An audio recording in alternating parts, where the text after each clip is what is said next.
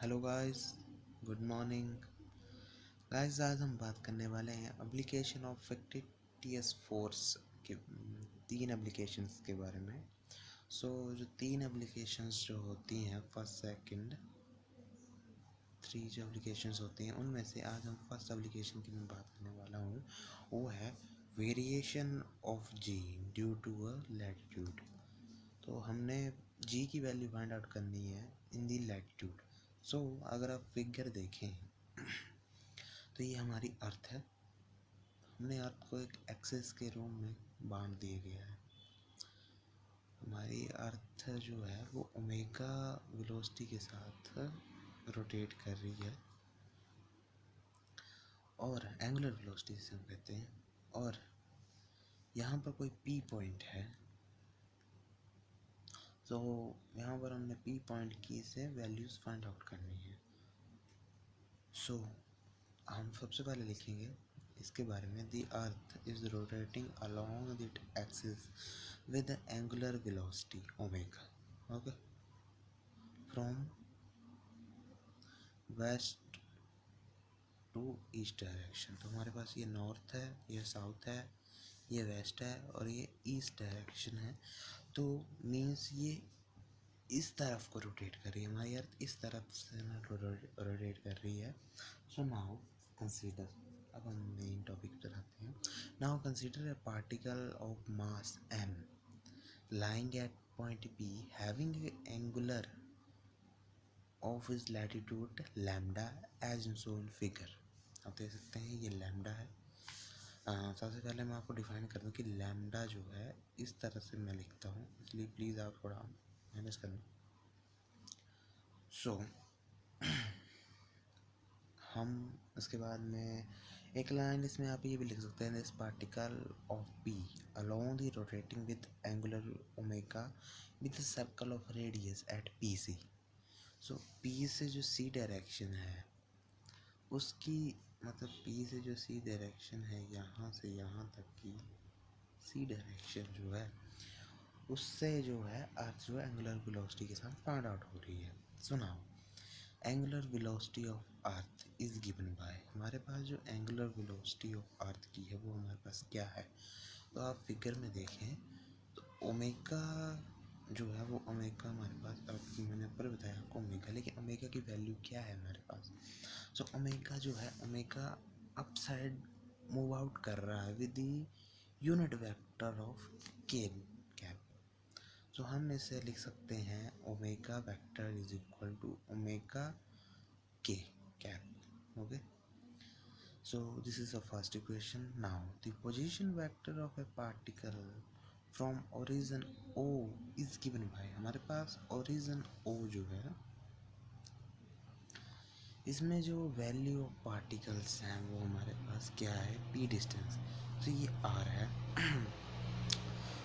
r के लिए हम आपको पता है कि दो डायरेक्शन ऑफ फाइंड आउट करें हम, इस डायरेक्शन में फाइंड आउट होती है और एक नीचे वाले ऊपर अप वाले डायरेक्शन में होती है। या अप वाले डायरेक्शन में होती है। तो हम इस फिगर में देखें तो सबसे पहले जो इस डायरेक्शन में जो हम देखेंगे तो इसमें जो वैल्यू ऑफ आर है वो आर कोस ऑफ लैम्डा होती है। मीन्स कि जितनी भी डायरेक्शन इस साइड की होंगी वो होती है लैम्डा।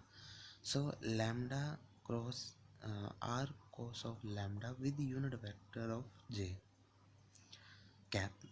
और उस ऊपरी साइड हम देखें तो वो जो आर वेक्टर जो है वो आर वेक्टर जो इस केस में होगा वो होगा r sine of lambda with the unit vector of के।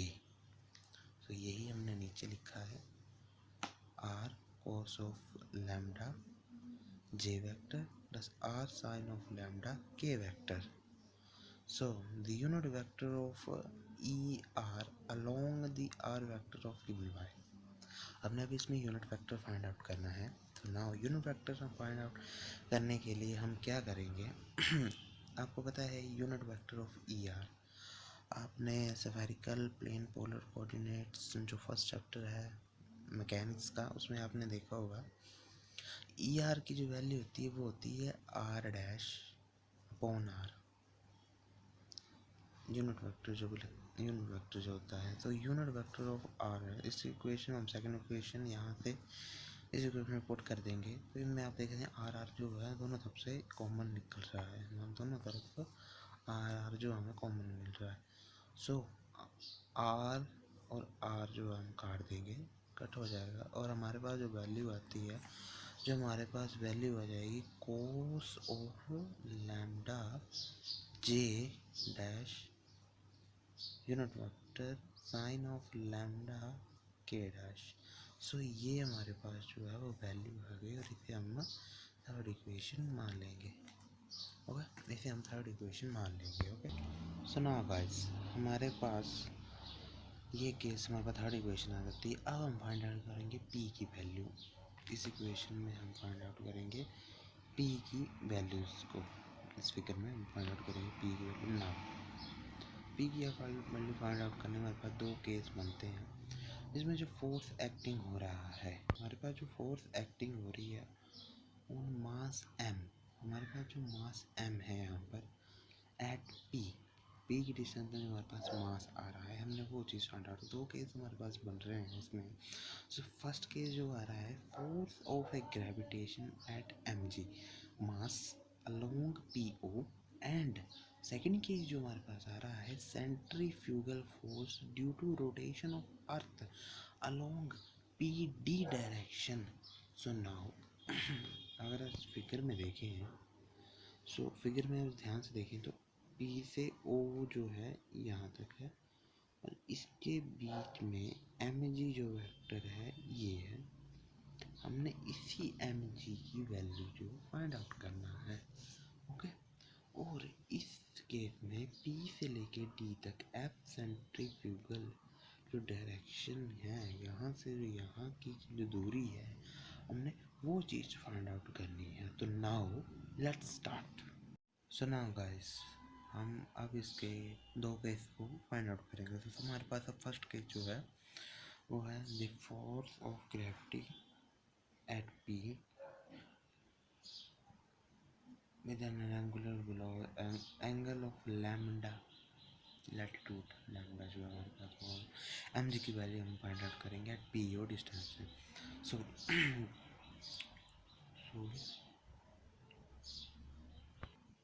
सो मैं आपको बता दूं, इस फिगर में आप अगर देखें ध्यान से, सो जो एम जी जो वेक्टर है, एम जी जो यहाँ का वेक्टर है, वो एम जी और लैम्डा की तरफ से अगर मल्टीप्लाई हो जाए तो वो बन जाता है M G lambda.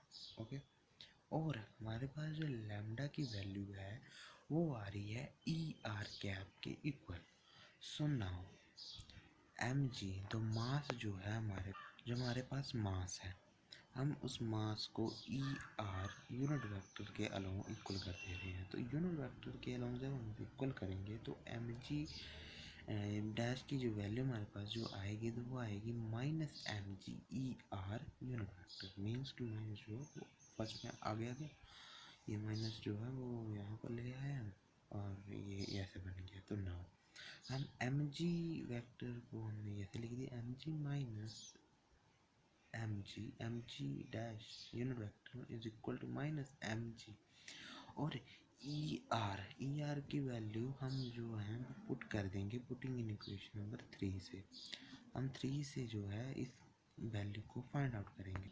So now हमारे पास जो थर्ड इक्वेशन है वो ई आर की जो वैल्यू है हमारे पास हमने निकाली हुई है, वो ये है हमारे पास, और हम इस वैल्यू को उस इक्वेशन में पुट कर देंगे। तो नाउ लेट्स पुट इट। सो अब मैंने इसमें पुट कर दिया, तो हमारे पास जो वैल्यू आएगी वो इस तरह से आएगी। सर ये जो आएगी हमारे पास एम जी की वैल्यू, हमने फर्स्ट केस फाइंड आउट कर लिया। हम इस इक्वेशन नंबर 4 देखते हैं नाउ, आप जो मर्जी देना चाहें, और हमारे पास ये फर्स्ट वैल्यू आ गई। अब हम फाइंड करेंगे centrifugal force due to rotation of earth. तो हमारे पास एफ सेंट्रीफ्यूगल की जो वैल्यूज होती है, ये जो होती है वो एफ सेंट्रीफ्यूगल की वैल्यू होती है, हमने ये पीछे निकाली हुई है पिछली इक्वेशंस में, तो हमने वो चीज़ निकाली हुई है। तो नाउ इस इक्वेशन में हमने के से सभी को मल्टीप्लाई कर रहे हैं। ओके, सो नाउ के से हम बाहर भी मल्टीप्लाई करते हैं, अंदर भी मल्टीप्लाई करते हैं, और आर वेक्टर जो है हमने निकाला हुआ है, आर वेक्टर की जो हमने वैल्यू निकाली वो हमने इक्वेशन 2 में निकाली है। मैं भी तो आर की वैल्यू हमारे पास ये है और ये जो हमने निकाली इक्वेशन नंबर 2 से, और ओमेगा की वैल्यू ओमेगा क्रॉस आर है, ओमेगा क्रॉस के डैश जो है वो वैल्यू है। और हम इस वैल्यू का अब उस सेंट्रीफ्यूगल की जो इक्वेशन है हम उसमें पुट करने वाले हैं। तो नाउ पुटिंग, सो नाउ अब मैंने इसमें जो इक्वेशन पुट कर दी है तो हमारे पास आर की वैल्यू कुछ इस तरह से आई है, r cross of lambda j cap plus r sine of lambda k cap. So now हम इस इक्वेशन में ओमेगा ओमेगा जो है वो कॉमन है, तो हमने यहाँ पर ओमेगा की वैल्यू निकाल ली बाहर, और यहाँ पर आर दोनों साइड हैं तो आर भी हमने बाहर निकाल लिया। सो के तो बाहर ही था, प्लस अब हम इसमें फाइंड आउट करेंगे कोस।